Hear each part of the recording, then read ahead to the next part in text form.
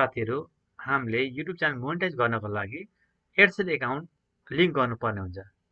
कुनै बेला AdSense account add गरे तापनि एडसेन्सले एरर देखाउँछ। त्यो एररलाई कसरी फिक्स गर्ने? तपाईले यहाँ फोटोमा देख्न सक्नुहुन्छ।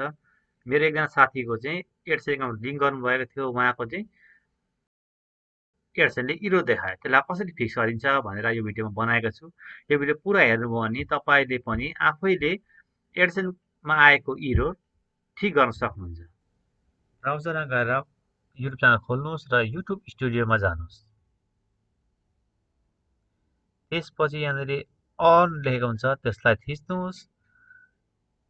त्यहाँनिर एडसेन्समा आएको एरर हटाउनलाई चेन्ज एसोसिएटमा थिच्नु होला। अब यहाँ तपाईले यस आई ह्याभ मा थिच्नु र कन्टिन्यू गर्नुहोस्। अब यहाँ चाहिँ आफ्नो इमेल आइडी हाल्नुहोस्, कुन एडसेन्स एकाउन्ट हाल्न आँट्नु भएको हो।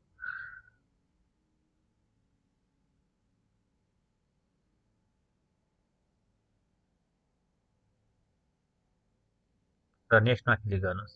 यहाँ आफ्नो पासवर्ड हाल्नुहोस्।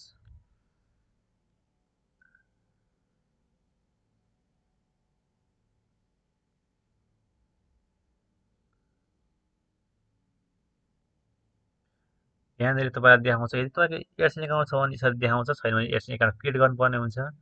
अब यसलाई यहाँ एक्सेप्ट एसोसिएट सेसनमा थिच्नुहोस्। त्यति गरिसकेपछि यो एडसेन्सले चाहिँ तपाईलाई रिडाइरेक्ट गर्छ युट्युबमा।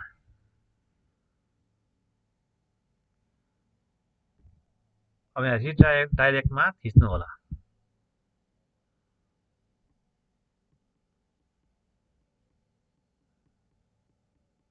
यति गरेपछि तपाईको एडसेन्समा आएको एरर ठीक भइसकेको छ।